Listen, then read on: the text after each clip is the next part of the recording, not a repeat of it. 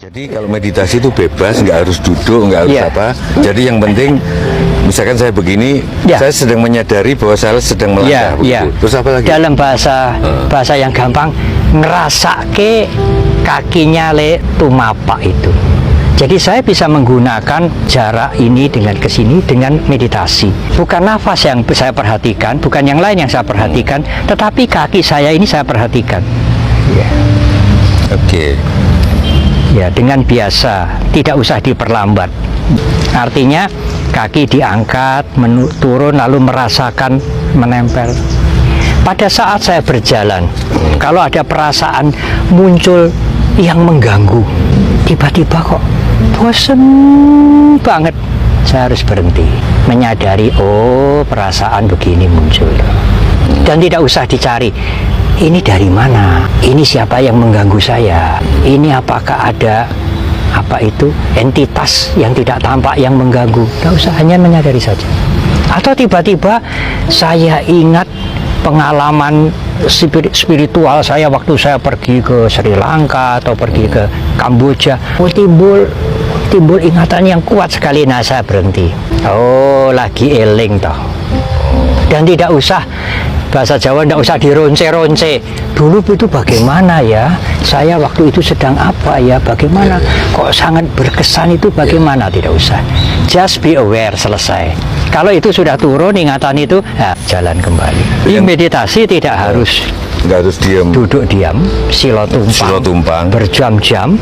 Ya bisa. Dengan berdiri pun kita bisa meditasi. Nah, kalau berdiri apa yang diperhatikan, Bante? Apa saja. Berarti nafas ya boleh, perasaan yang muncul juga boleh, tapi nggak usah dicari-cari. Sekarang ini saya ngerasa kayak apa ya, nggak usah dicari-cari.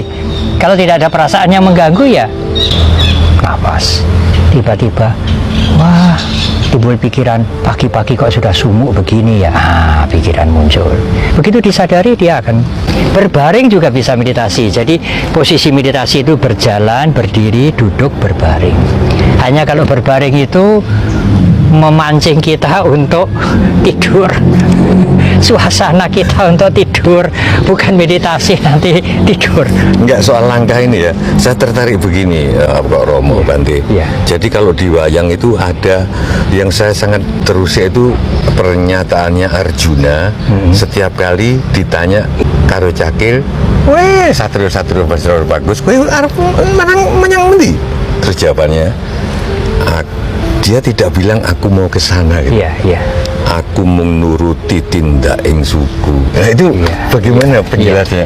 Aku menuruti tindak ing suku. Kalau diterjemahkan, menyadari langkah kaki. Kalau saya dalam latihan meditasi menyadari langkah kaki, maka akan sangat tenang dan sangat sadar. Begitu timbul keinginan sedikit saja, kok kepengen ke toilet ya, sekarang saya dari sini mau ke toilet, langkahnya mesti rada cepat dan kesadarannya akan kurang.